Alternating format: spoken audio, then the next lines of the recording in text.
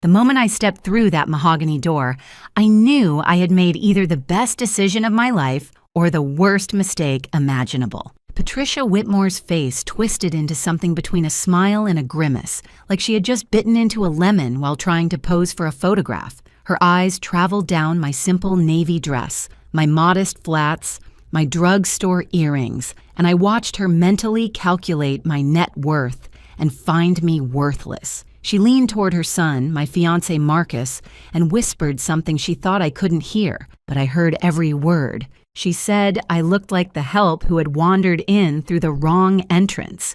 And that's when I knew this dinner was going to be very, very interesting. My name is Ella Graham.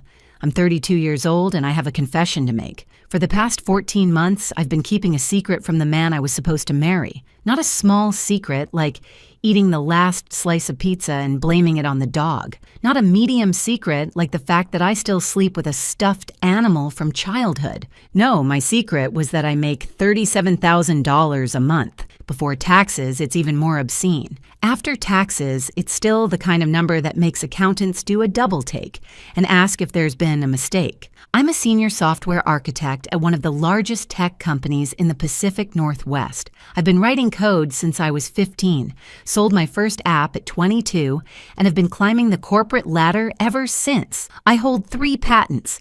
I've spoken at international conferences. I have stock options that would make your eyes water. And Marcus thought I was an administrative assistant who could barely afford her rent. I never actually lied to him. When we met at a coffee shop 14 months ago, he asked what I did, and I said I worked in tech. He nodded like he understood, then asked if I handled the scheduling for the executives. I smiled and said something vague about supporting the team. He filled in the blanks himself, and I just never corrected him. Why would I do something like that? Why would I let the man I was dating, the man I was falling in love with, believe I was struggling financially when I could have bought his car 10 times over? Because I learned something a long time ago from the most important person in my life. My grandmother raised me after my parents passed when I was 7.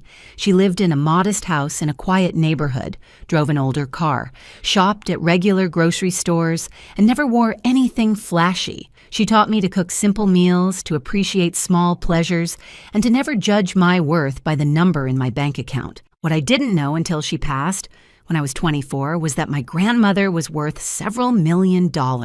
She had built a small business empire in her youth, invested wisely, and chosen to live simply because she believed that character was more important than appearance. She left me everything, along with a letter that I still keep in my nightstand. In that letter, she wrote something I've never forgotten. She said that a person's true character only shows when they think no one important is watching, when they believe you have nothing to offer them, when they think you're beneath their notice. That's when you see who they really are. So when Marcus invited me to dinner at his parents' estate, when he hinted that this might be the night things got serious, when he mentioned that his mother was very particular about first impressions, I made a decision. I would give the Whitmore family the test my grandmother had taught me. I would show up as the simple, unassuming woman they expected. I would wear modest clothes and drive my old car and speak humbly about my circumstances, and I would watch. I would watch how they treated someone they thought couldn't help them,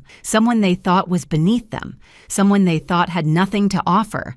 And before you judge me, before you think I was being manipulative or deceptive, let me ask you something. Have you ever wondered what your partner's family really thinks of you? Have you ever had that nagging feeling that the smiles are fake and the compliments are hollow? Have you ever wanted to know the truth? Even if it might hurt, I wanted to know. I needed to know. Because I wasn't just considering marrying Marcus, I was considering marrying into his family. And families, as my grandmother also taught me, are forever. Now, before I go on with this story, I just want to take a quick moment. If you're enjoying this so far, would you please hit that like button and drop a comment telling me where you're watching from and what time it is there? I love reading those comments. Seeing people from all over the world tuning in at all hours. It means more to me than you know. Okay, back to the story. The Whitmore estate was exactly what I expected, and somehow still managed to surprise me with its excess. The driveway alone was longer than some streets I've lived on. The gates were wrought iron with gold accents, because apparently regular iron wasn't pretentious enough. The lawn was manicured with the kind of precision that suggested someone measured each blade of grass with a ruler. As I drove my 12-year-old Subaru Outback up that pristine driveway, I caught a glimpse of myself in the rear-view mirror. Simple makeup, hair pulled back in a low ponytail, my grandmother's small gold studs in my ears, the only jewelry I wore. I looked exactly like someone who didn't belong here. Perfect. Marcus met me at the door with a kiss that felt slightly performative, like he was doing it for an audience. His eyes flicked to my dress, my shoes, my lack of accessories, and I saw something in his expression that I had never noticed before. Embarrassment. He was embarrassed by how I looked. I filed that observation away for later. Inside, the house was a monument to new money trying desperately to look like old money. Crystal chandeliers hung from every ceiling. Oil paintings in gilded frames lined the walls, though I noticed they were prints, not originals. The furniture was expensive but uncomfortable looking, chosen for appearance rather than function. And there, standing in the foyer like a queen surveying her kingdom, was Patricia Whitmore. She was in her early 60s, with the kind of face that had clearly seen several excellent surgeons. Her blonde hair was styled in a perfect helmet that probably required industrial-strength hairspray to maintain. Her dress was designer, her jewelry was real, and her smile was absolutely, completely fake. She extended her hand to me like she was granting an audience. I shook it and felt the limpness, the dismissal, the complete lack of warmth. Then she made that comment to Marcus, the one about me looking like the help. And I smiled and pretended I hadn't heard a thing. The evening was about to get very interesting indeed. If I had known what I was walking into that night, I might have worn armor instead of a navy dress. But then again, I've always believed that the best armor is information. And I had done my research. The Whitmore family owned a chain of car dealerships across 3 states, not the flashy luxury brands you see in movies, but respectable mid-range vehicles that appealed to regular families. Marcus's father, Harold, had inherited the business from his own father and had spent the last 30 years expanding it. Patricia had married into the family at 23 and had immediately set about climbing the social ladder with the determination of a woman who knew exactly what she wanted. They had 2 children. Marcus, my fiancé, was 34 and worked as a marketing manager at a company that had nothing to do with the family business. This was apparently a sore point with Harold, who had expected his son to take over the dealerships. And then there was Vivian, the older sister, who was 38 and treated the family fortune like her personal piggy bank. I had found all of this through public records, social media, and a few well-placed Google searches. I had seen photos of lavish parties, society events, and charity galas. I had read articles about Patricia's philanthropy, though a closer look revealed that most of her donations came with significant tax benefits and publicity opportunities. None of this had prepared me for meeting Vivian in person. She arrived 20 minutes late, which I would later learn was her signature move. Making an entrance was more important than being respectful of other people's time. She swept into the living room wearing a dress that cost more than most people's monthly rent, with diamonds dripping from her ears and neck like she had fallen into a jewelry store and come out covered in merchandise. Her greeting to me was a single word, delivered with the warmth of a frozen fish. Hello. Not hello, nice to meet you.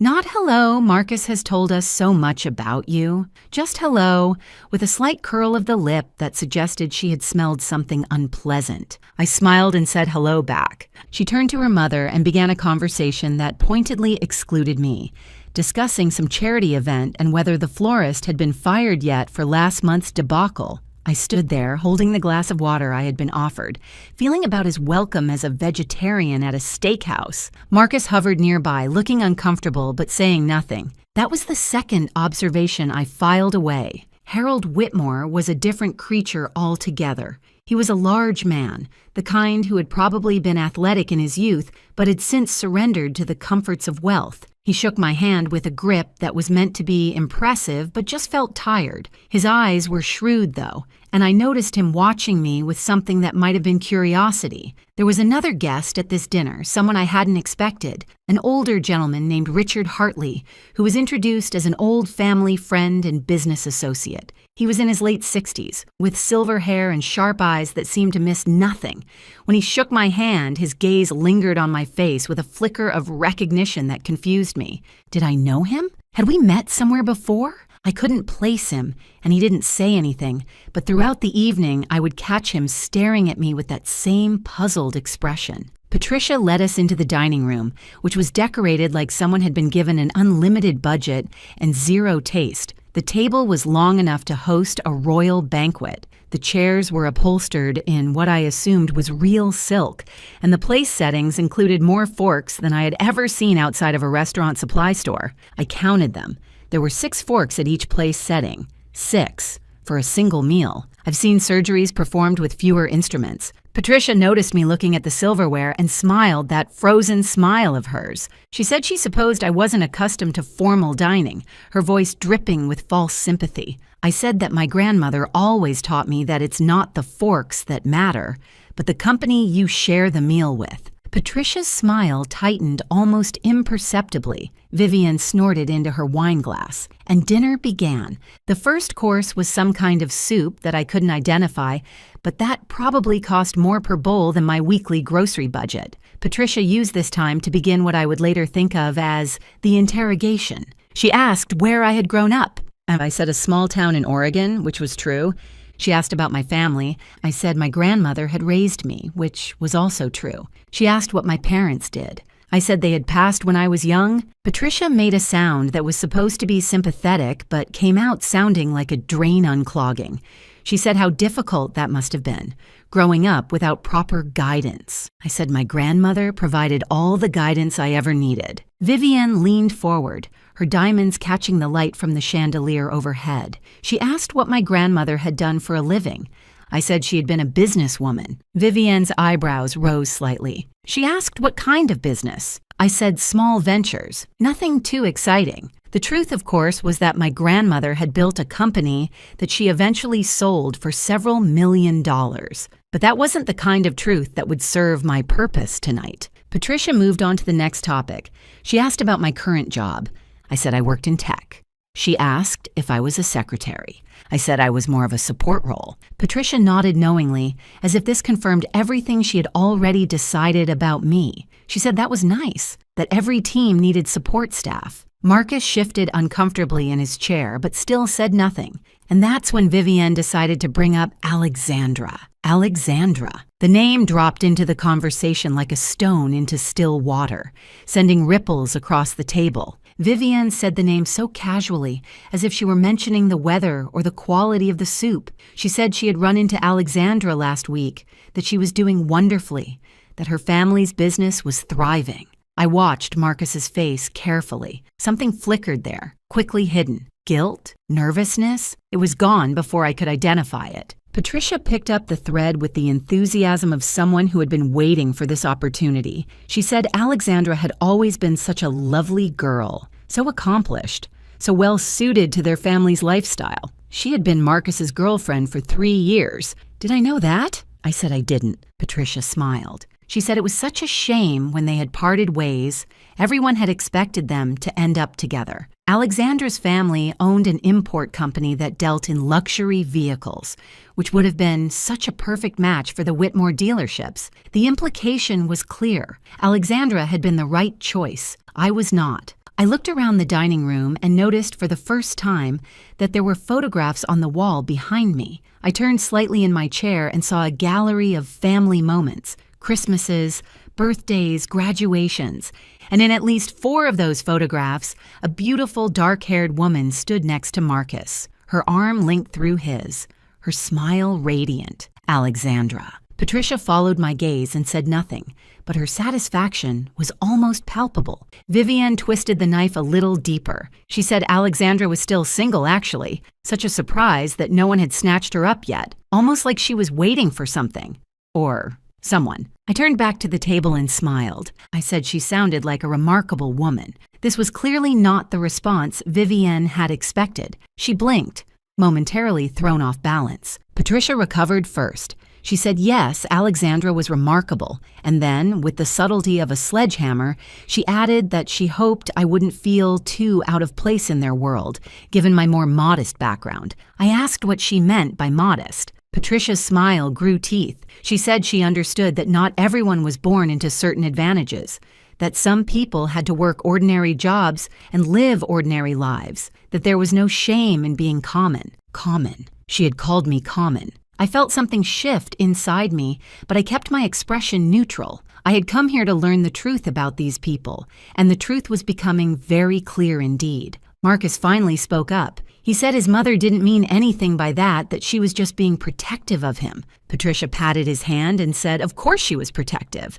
A mother always wants the best for her son. The unspoken conclusion hung in the air like smoke. And you are not the best. Harold cleared his throat and attempted to change the subject. He asked about my hobbies, whether I had any interests outside of work. I said I enjoyed reading, hiking, cooking simple meals, nothing fancy. Vivienne laughed and said that was adorable, like a child listing their favorite activities. Richard, the family friend, spoke for the first time since we'd sat down. He said he thought there was something to be said for simple pleasures, that his own grandmother had lived a modest life and been the happiest person he had ever known. Patricia shot him a look that could have curdled milk. Richard ignored her and continued looking at me with that strange, searching expression. He asked what my grandmother's name had been. I said, Margaret Graham.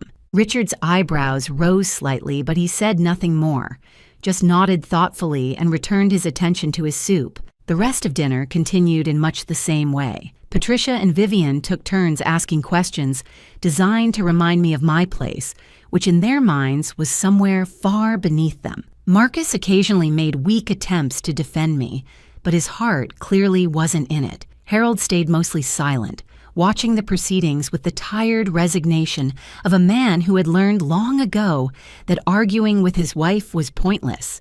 And through it all, Richard watched me. By the time dessert arrived, I had learned everything I needed to know about the Whitmore family. They were snobs of the highest order, the kind who measured human worth in dollars and social connections. They saw me as an obstacle to be removed, a problem to be solved, a mistake Marcus had made that needed correcting. But I had also learned something else, something I hadn't expected. Marcus was not the man I had thought he was. The Marcus I had fallen in love with was kind and attentive and seemed genuinely interested in me as a person. But this Marcus, the one who sat at his mother's table and let her tear me apart without a word of real protest, was someone different, someone weaker, someone who cared more about his family's approval than about defending the woman he claimed to love. I wondered which one was the real Marcus. I was about to find out. After dessert, Patricia announced that we would have coffee in the sitting room. The men drifted toward the windows to discuss business, while Vivienne excused herself to make a phone call. Patricia said she needed to speak with the housekeeper about something and would join us in a moment. This left me alone with my thoughts and a perfect opportunity. I excused myself to find the bathroom. Marcus pointed me toward the back of the house, down a long hallway lined with more pretentious artwork. I walked slowly, taking in the details. The house was impressive from a purely financial standpoint, but it felt cold, empty, like a museum that no one actually lived in. The bathroom was easy to find, but I wasn't really looking for it. What I was looking for was information, understanding, some clue that would help me make sense of the evening. I found something much better. As I walked past a partially open door, I heard voices, Patricia's voice, and Vivienne's. I stopped. Every instinct told me to keep walking, to respect their privacy, to not eavesdrop like a character in a soap opera. But something in Patricia's tone made me pause, something sharp, urgent. I moved closer to the door, staying in the shadows. Patricia was saying that we needed to deal with this situation quickly, that Marcus couldn't be allowed to make this mistake. Vivienne agreed. She said she couldn't believe he had actually brought her here, that she had thought this was just a phase, like his vegetarian period in college. Patricia said this was more serious than a diet. This woman could ruin everything. I felt my heart beating faster. They were talking about me. Of course they were talking about me. But what came next was what really made my blood run cold. Vivian said the timing couldn't be worse. She said they needed the merger with the Castellano family to go through, and Marcus needed to be with Alexandra for that to happen. Castellano. That was Alexandra's family name, the luxury car importers. Patricia agreed. She said the dealership was in trouble, that they needed the Castellano partnership to survive the next fiscal year. I felt the floor shift beneath me. The Whitmore dealerships were in financial trouble? I had suspected something from my research, but this confirmed it. Vivian continued. She said Marcus was supposed to keep Alexandra interested while they worked out the details. That was the plan. Alexandra's family would invest in the dealerships, and in return, they would get access to the Whitmore distribution network. Patricia said Marcus had assured her that he was keeping his options open with Alexandra. Options open. While he was proposing to me, I leaned against the wall, my mind racing. This wasn't just snobbery. This wasn't just a family who didn't like their son's girlfriend. This was calculated, strategic. Marcus wasn't just a weak man who couldn't stand up to his mother. Marcus was using me. But for what? Why keep me around if Alexandra was always the plan? Vivian answered my unspoken question. She said Marcus was such a fool. He actually seemed to like this little secretary, this nobody. He was supposed to use her as a placeholder until the deal with Alexandra was finalized, but he was getting attached. A placeholder. That's what I was, a placeholder. A distraction. Someone to keep Marcus occupied while the family worked out their business arrangements. Patricia said they would handle it. She said they would make the engagement announcement tonight, get Marcus publicly committed to this girl, and then find a way to break them up before the wedding. Once they had Alexandra secured, they would discover some terrible secret about me that would justify ending the engagement. Vivian asked, "What terrible secret?" Patricia said they would invent one if necessary. I stood in that hallway, frozen, listening to two women plan the destruction of my relationship like they were planning a dinner party. And then Vivian said something that made everything even worse. She said at least the girl was too stupid to suspect anything, that Marcus had picked well in that regard. She was naive, trusting, probably just grateful that someone like Marcus had noticed her at all. Patricia laughed and agreed. I stepped back from the door, moving silently down the hallway. My hands were shaking, but not with hurt, with anger. They thought I was stupid. They thought I was naive. They thought I was so desperate for love that I would accept whatever crumbs they threw my way. They had no idea who they were dealing with. I found the bathroom, splashed some cold water on my face, and looked at myself in the mirror. The woman looking back at me was not broken. She was not devastated. She was thinking. I had come here tonight to test Marcus's family, and they had failed spectacularly. But the test had revealed something I hadn't expected. Marcus himself was part of the problem. He wasn't just caught between me and his family. He was actively deceiving me. The question now was what to do about it. I could confront him. I could walk out there right now and tell everyone exactly what I had heard. I could create a scene, expose their plans, and leave this house forever. But that would be too easy, too quick. They would dismiss me as emotional, dramatic, bitter. They would tell themselves that I was just proving their point about me. If I was going to respond to this betrayal, I would do it my way, on my terms, with a plan that they would never see coming. My grandmother had taught me many things, but one lesson stood above all others. She said that when someone underestimates you, they have given you a gift, the gift of surprise. Patricia and Vivian had just given me the greatest gift of all. They had no idea what I was capable of. I fixed my makeup, smoothed my hair, and walked back to the sitting room with a smile on my face. The game was just beginning. When I returned to the sitting room, something had changed. The furniture had been rearranged slightly, the lighting adjusted. Patricia was standing by the fireplace with a look of barely concealed anticipation. Harold had positioned himself near the doorway, looking uncomfortable. Vivian was pretending to examine a painting, but I caught her glancing at Marcus with a smirk, and Marcus was standing in the center of the room, looking nervous.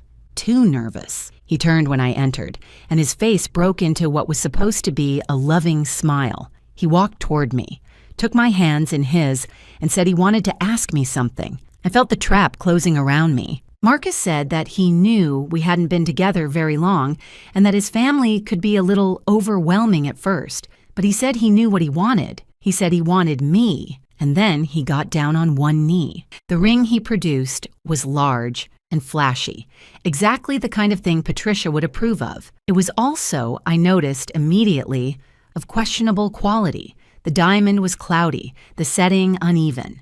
It was the kind of ring that looked impressive in dim lighting, but would reveal its flaws in the harsh light of day, much like the man holding it. Marcus asked me to marry him. Behind him, Patricia was beaming. This was clearly the plan, the first step in their strategy. Get Marcus publicly committed to me, then find a way to dispose of me later. In the meantime, they would use the engagement to keep Alexandra waiting, dangling the promise of Marcus while they worked out their business arrangements. I understood all of this in the space of a heartbeat. I also understood that I had a choice to make. I could say no. I could reject this proposal from a man who was using me in front of a family who despised me. I could walk out with my dignity intact and never see any of them again, but that would end the story too soon. I thought about what I had heard in the hallway. I thought about their plans to invent some scandal about me. I thought about how they saw me as stupid, naive, disposable. And I thought about how satisfying it would be to show them exactly how wrong they were. So I said yes. Marcus slipped the ring on my finger, and Patricia began clapping like she was at a theater performance. Vivian offered her congratulations with all the warmth of a January morning in Alaska. Harold shook Marcus's hand and told him he had done well. Richard caught my eye from across the room. There was something in his expression, something knowing, like he suspected that this story had a few more chapters to go. I smiled at him, and he smiled back. The rest of the evening passed in a blur of champagne and false congratulations. Patricia talked about engagement party planning. Vivian discussed venues. Harold mentioned business opportunities that might arise from the union of our families, though he stumbled over this, clearly unsure what my family could possibly bring to the table. Marcus stayed close to me, playing the role of devoted fiancé with surprising conviction. If I hadn't heard what his mother and sister had said, I might have believed it, but I had heard, and I would never forget. When the evening finally ended, Marcus walked me to my car. The night air was cold and clear, and for a moment, we just stood there in the driveway looking at each other. He asked if I was okay. He said he knew his family could be a lot, but he promised they would warm up to me eventually. I said I understood. I said I was just tired. He kissed me goodnight, and I drove away from the Whitmore estate with his ring on my finger and a plan forming in my mind. The next morning, I started my research. If there's one thing my job has taught me, it's the power of information, data, documentation. I spend my days analyzing systems, finding weaknesses, optimizing solutions. I was about to apply those same skills to the Whitmore family, and what I found over the next few days confirmed everything I had heard, and then some. The Whitmore dealerships were indeed in financial trouble, not just a rough patch, but serious structural problems. They had expanded too quickly during the boom years, taken on too much debt, and now the bills were coming due. Their main franchise agreement was up for renewal, and the manufacturer was looking at other options. The partnership with Alexandra's family wasn't just strategic, it was desperate, but that wasn't all. As I dug deeper, I found something else, something that the Whitmores probably thought was hidden forever. Vivian had been embezzling from the family business. The amounts were small at first, hidden in expense reports and petty cash accounts. But over the years, they had added up. Hundreds of thousands of dollars siphoned off to fund her lifestyle while the company struggled. I printed out everything I found: legal documents, financial statements, records of suspicious transactions, and then I started making phone calls. My grandmother's name still carried weight in certain circles. The business contacts she had cultivated over decades remembered the Graham family with respect. When I reached out, they were happy to talk.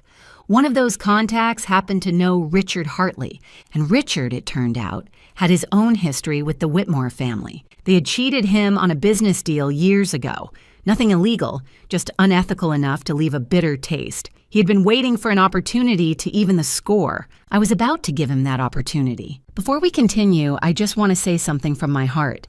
This channel means so much to me, and every single like, every comment, every subscription helps more than you know. If you're enjoying this story, would you please take just 2 seconds to hit that subscribe button? It really makes a difference. Thank you. Now, back to what happened next. The next few weeks were an exercise in patience and performance. I played the role of the happy fiancé with the skill of an award-winning actress. I attended family dinners at the Whitmore estate. I listened to Patricia's passive-aggressive comments with a smile. I watched Vivian flaunt her designer clothes and expensive jewelry, knowing exactly where the money had come from, and I watched Marcus. He was different now, or maybe I was just seeing him clearly for the first time. The attentiveness I had once found charming now seemed calculated. The compliments felt rehearsed, and his phone, which he guarded with increasing vigilance, buzzed with messages that he quickly hid from view. I knew who was texting him. I had seen the name flash across his screen more than once. Alexandra. One evening, I told Marcus I was working late. Instead, I parked near the restaurant where he was supposed to be meeting a client. He wasn't meeting a client, he was meeting her. I watched through the window as they sat together at a corner table, their heads close together, their body language unmistakably intimate. At one point, he took her hand across the table. At another, she laughed at something he said and touched his face. I took photographs, not because I needed evidence for any legal purpose, but because I wanted to remember this moment. I wanted to remember exactly who Marcus Whitmore really was. He wasn't just weak. He wasn't just a mama's boy. He was a liar and a cheat, actively maintaining 2 relationships while his family orchestrated the outcome from behind the scenes. The rage I felt in that moment was white-hot and purifying, but I didn't act on it. Not yet. Instead, I went home and added the photographs to my growing file. Richard and I had been meeting regularly, always in secret. He had his own documentation of the Whitmores' questionable business practices. He knew people who had been hurt by their dealings over the years. He was more than willing to help bring them down. But he asked me why. He said he understood his own motivations, but he wanted to know mine. Was this just about revenge, or was it something more? I thought about his question for a long time before I answered. I said it wasn't about revenge. It was about truth. I said the Whitmores had spent their lives using their money and position to manipulate people. They treated anyone they deemed beneath them as disposable. They were raising Marcus to be the same way, and they would keep doing it to others long after I was gone. I said someone needed to show them that their money couldn't protect them from consequences. Richard nodded slowly. He said my grandmother would be proud. That was the moment I knew I had made the right choice. The engagement party was set for 3 weeks later. The Whitmores were hosting it at their estate, inviting everyone who mattered in the business community. Patricia was treating it like a coronation, an opportunity to show off her perfect family to the world. She had no idea what was coming. I spent those 3 weeks preparing. I coordinated with Richard. I made strategic calls to industry contacts. I even reached out to the car manufacturer that was considering dropping the Whitmore dealerships. They were very interested in what I had to share. And then, the night before the party, I did one last thing. I gave Marcus one final chance to be honest. We were sitting in his apartment going over last-minute details for the party. I asked him, casually, how he felt about us, about our future. He said he was excited. He said he couldn't wait to marry me.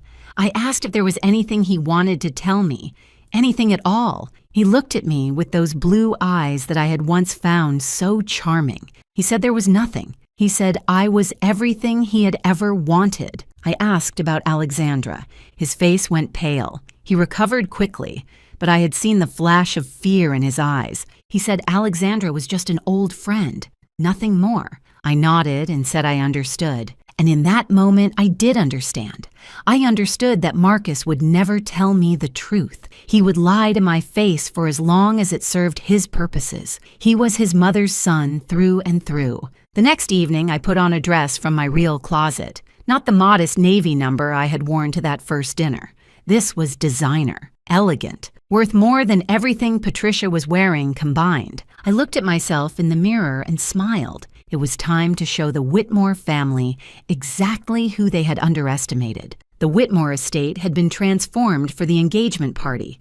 White tents dotted the manicured lawn. Crystal chandeliers hung from temporary structures, casting prismatic light across the gathering crowd. A string quartet played tasteful classical music near the fountain. Waiters in crisp uniforms circulated with champagne and hors d'oeuvres that probably cost more per bite than some people's hourly wage. Patricia had outdone herself.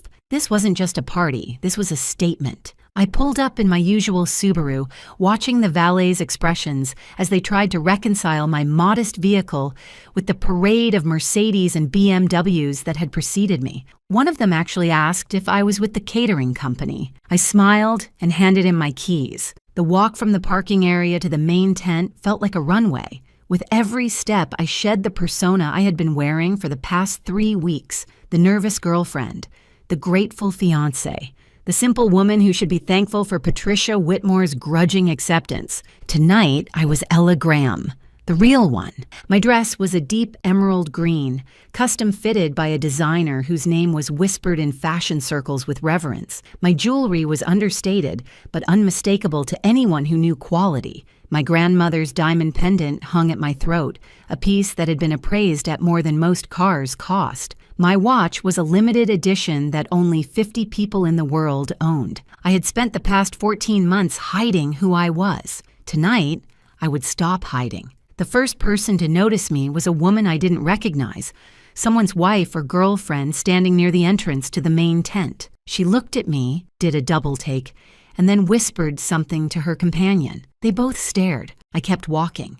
The second person to notice was Harold Whitmore. He was greeting guests near the bar, performing his duties as host with the tired enthusiasm of a man who would rather be watching golf. When he saw me, his welcoming smile froze in place. His eyes traveled from my face to my dress to my jewelry and back again, and I watched confusion replace his practiced hospitality. I said good evening and thanked him for hosting such a lovely party. He stammered something about being glad I could make it, his eyes still trying to solve the puzzle I presented. I moved on before he could ask any questions. The main tent was filled with perhaps 100 guests, a carefully curated collection of business associates, society figures, and family friends. I recognized some faces from my research, the regional manager from the car manufacturer, several competing dealership owners, a journalist from the local business publication, and there, holding court near the champagne fountain,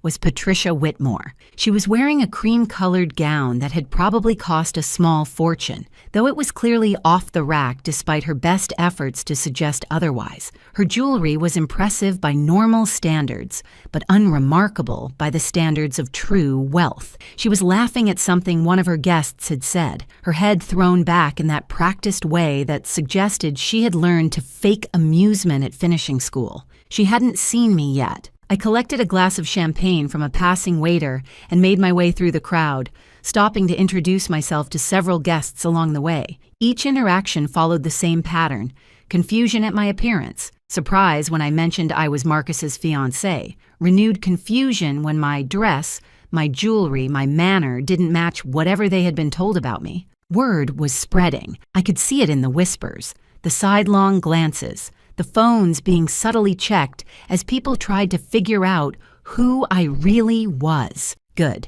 I finally reached Patricia's circle just as she was finishing a story about her recent charity work. She turned to greet the newcomer with her standard frozen smile, and then her face went through a remarkable transformation. First confusion, then recognition, then disbelief, then something that might have been fear. She said my name like a question. I said, "Good evening, Patricia," and thanked her for throwing such a beautiful party. Her eyes were moving rapidly, taking in every detail of my appearance: the dress that cost more than her monthly household budget, the pendant that had been featured in a jewelry magazine, the watch that she had probably never seen outside of an advertisement. She asked where I had gotten these things, her voice carefully controlled but unable to hide the tremor beneath. I said they were just a few pieces I had been saving for a special occasion. Vivian appeared at her mother's side, summoned by some invisible distress signal. She looked at me, and her expression went through the same journey Patricia's had: confusion, recognition, disbelief. But Vivian recovered faster. She said the dress was interesting, her voice dripping with false sweetness. She asked if it was a rental. I told her the designer's name. I said he was a friend who had made it specifically for me. The designer's name hit Vivian like a physical blow. This was someone who dressed celebrities, who had a waiting list years long, who didn't make dresses for administrative assistants who could barely afford their rent. She opened her mouth to respond, but nothing came out. I excused myself to find Marcus. As I walked away, I heard Patricia hiss something to Vivian about finding out what was going on. I heard Vivian's confused response, saying she had no idea, that this didn't make any sense. I smiled to myself and kept walking. The first phase of the evening was complete. The seed of doubt had been planted. Now it was time to let it grow. Marcus found me before I found him. He emerged from a cluster of guests near the bar, his face pale and his eyes wide. He had clearly heard the whispers, seen the looks, tried to reconcile the woman standing before him with the woman he thought he knew. He asked what was going on. He asked where I had gotten the dress, the jewelry, the transformation. He asked why I looked like a completely different person. I said I looked like myself. He stared at me, and I watched something shift behind his eyes, not understanding exactly, more like the first crack in a wall that had been hiding an uncomfortable truth. He asked if we could talk privately. I said later. I said this was our engagement party after all. We had guests to attend to. Before he could protest, I took his arm and steered him toward a group of business associates. These were the men and women who ran the automotive industry in our region, the people whose opinions actually mattered to the Whitmore dealership's survival. They had been watching my entrance with undisguised curiosity. I introduced myself properly this time. I gave my full name, Ella Graham, and mentioned my position at my company. I watched their expressions change as they recognized the company name, as they realized who I actually was. One of them, a silver-haired man who ran a competing dealership chain, said he had heard of me. He said his nephew worked in tech and had mentioned my name in connection with some innovative software solutions. I said that was very kind of him. Another guest, a woman who handled mergers and acquisitions for a major investment firm, asked if I was related to Margaret Graham. I said she was my grandmother. The woman's eyebrows rose. She said my grandmother had been a remarkable businesswoman. She said the Graham name still carried significant weight in certain financial circles. I could feel Marcus tensing beside me.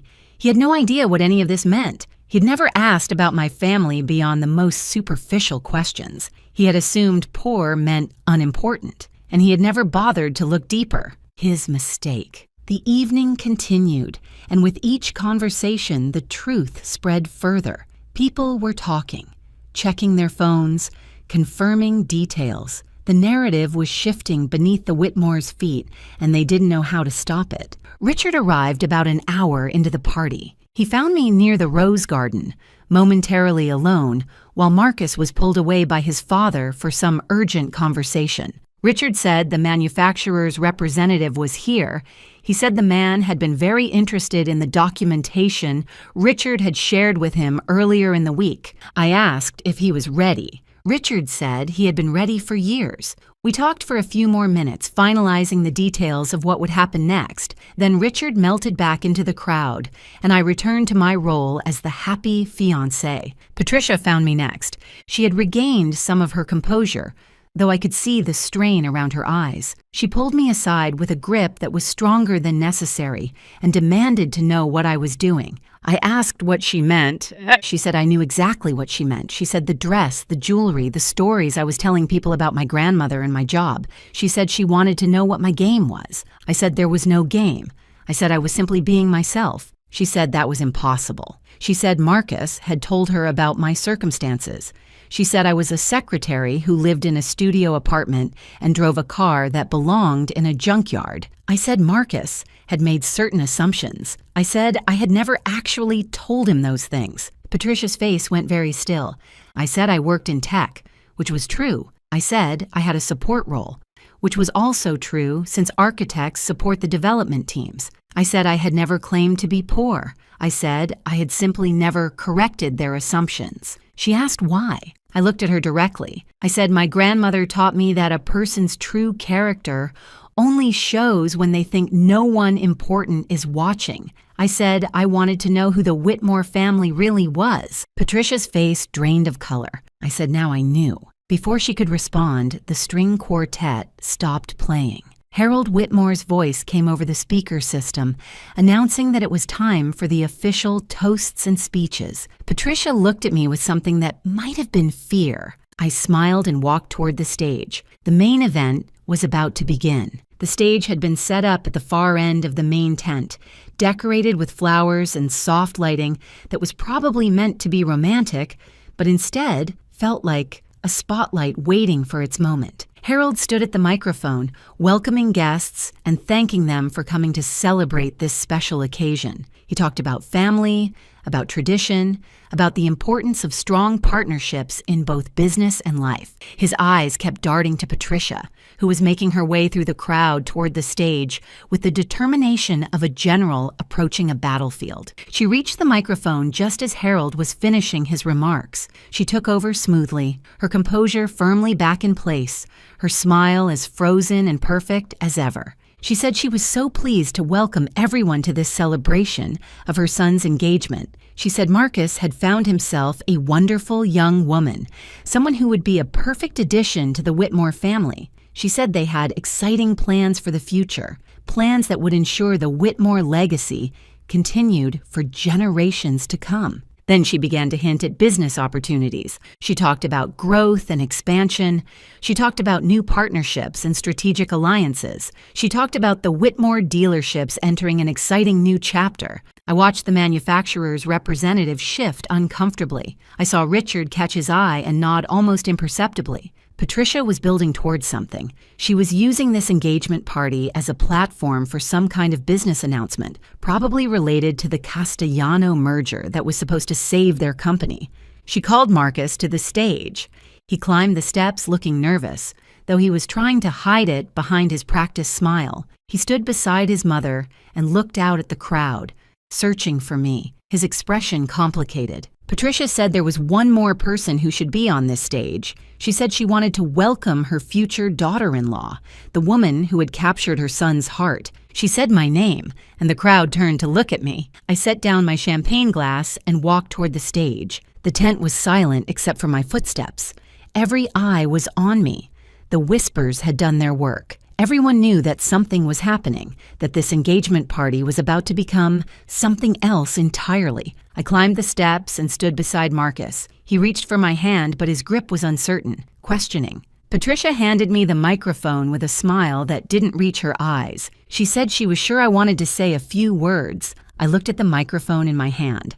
I looked at Marcus. I looked at Patricia, who thought she was in control. I looked at the crowd filled with people who could make or break the Whitmore family's future. I said, yes, I did want to say a few words, and then I began to speak. I said I wanted to thank Patricia for the warm welcome she'd given me. I said I wanted to acknowledge the Whitmore family for showing me exactly who they were over the past few weeks. Patricia's smile flickered. I said, when I first came to this house, I made a decision. I decided to let the Whitmores see a simple version of me, a woman without expensive clothes or impressive credentials, a woman they might consider beneath their notice. The crowd was utterly silent. I said I wanted to see how they would treat someone they thought couldn't help them, someone they thought had nothing to offer, someone they thought was, in Patricia's words, common. Patricia's face went white. I said what I had found was illuminating. I described the dinner where I had been compared unfavorably to my fiancé's ex-girlfriend. I described the whispered insults Patricia thought I couldn't hear. I described being called the help, being called common, being called a gold digger by people who knew nothing about me. Marcus was staring at me now, his face a mask of horror. I said, and then I heard something I wasn't supposed to hear. I described the conversation in the study.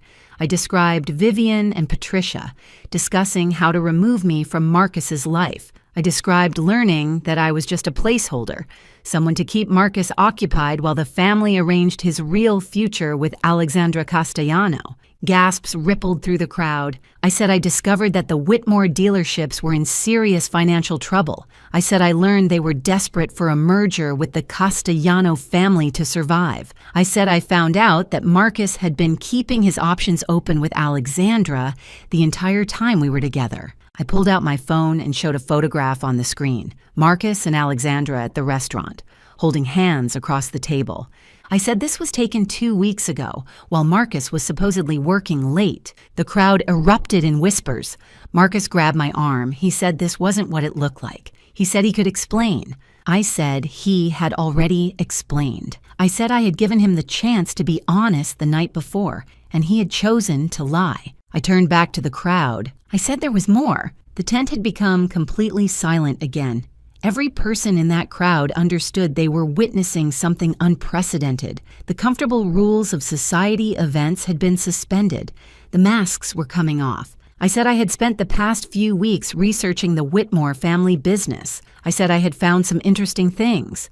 I mentioned the financial records, the overextended credit, the declining sales, the franchise agreement that was about to be terminated. Harold Whitmore's face had gone gray. I said I had also found evidence of something more serious. I looked directly at Vivian, who was standing near the back of the tent, frozen in place like a deer caught in headlights. I said Vivian Whitmore had been embezzling from the family company for years. I said the amounts had started small but had grown over time. I said the total was now in the hundreds of thousands of dollars. Vivian's husband turned to look at her with an expression of pure shock. Vivian shouted that was a lie. She said I had no proof. She said I was just a bitter woman trying to destroy their family. Richard stepped forward from the crowd. He said he had proof. He walked toward the stage, carrying a folder that I knew contained years of documentation, bank records, expense reports, transaction histories, everything needed to prove exactly what Vivian had done. He handed the folder to the manufacturer's representative,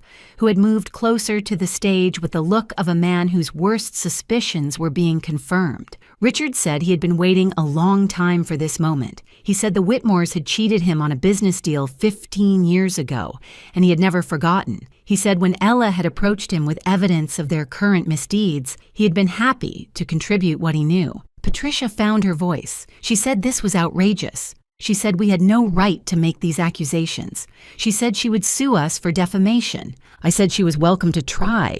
I said everything I had shared was documented and verifiable. I said the financial records were public information, available to anyone who knew where to look. I said the evidence of Vivian's embezzlement had been compiled from sources that would hold up in any court. I looked at Marcus, who was still standing beside me, looking like a man whose entire world had collapsed. I said there was one more thing. I reached up and removed the engagement ring from my finger. The cloudy diamond caught the light, revealing all its flaws. I said I would not be marrying Marcus Whitmore.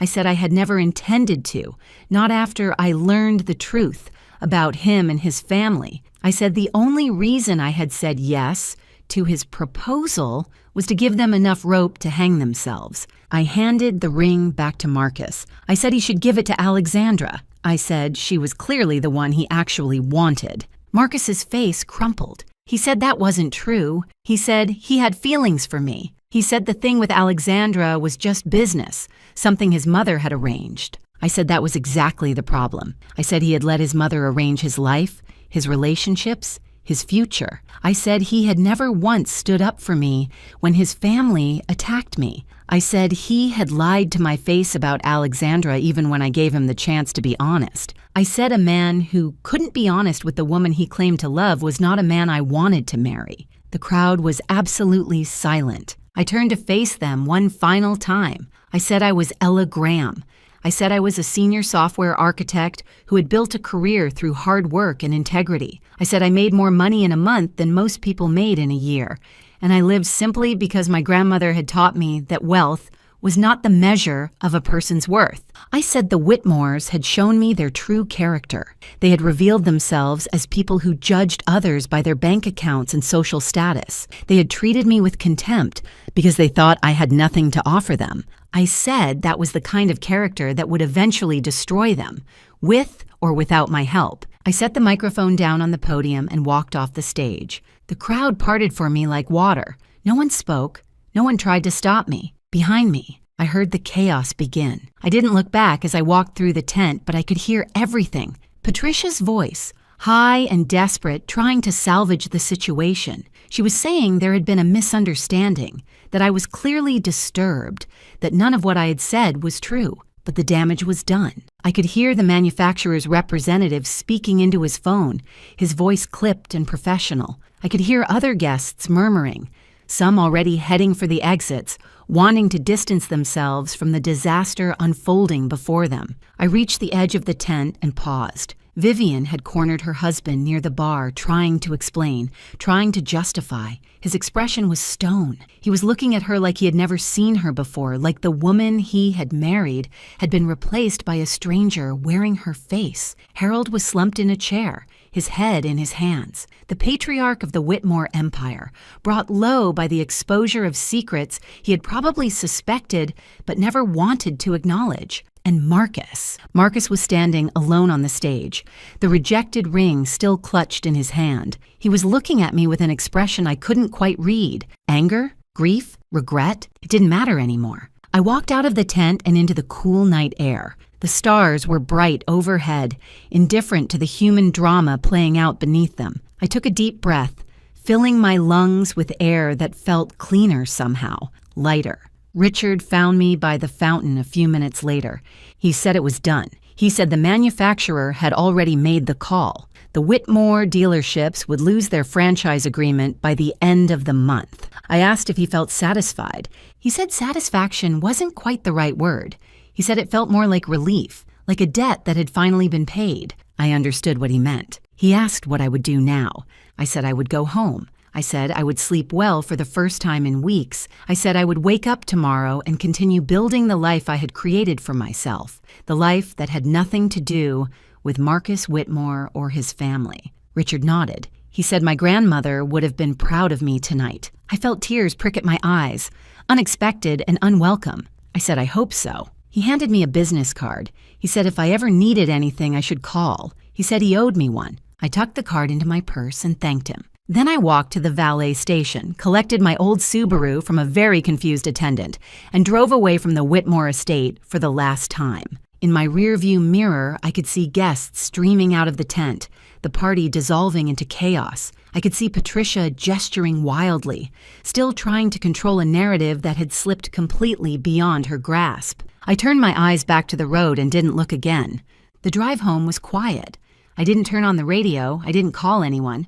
I just drove through the night, letting the miles put distance between me and everything that had happened. When I finally reached my modest apartment, I sat in the car for a long moment before going inside. I thought about Marcus, about the man I had believed he was and the man he had turned out to be. I thought about how close I had come to marrying him, to binding my life to his, to becoming part of a family that would have treated me with contempt forever. I thought about my grandmother and the lesson she had taught me about character and worth, and I thought about the future, my future, the one I would build for myself on my own terms, with people who valued me for who I was rather than what I could give them. I got out of the car and went inside. My apartment was small and simple, just the way I liked it. I made myself a cup of tea, changed out of my designer dress, and sat by the window in my old comfortable robe. The city lights sparkled below me, thousands of lives playing out in thousands of windows.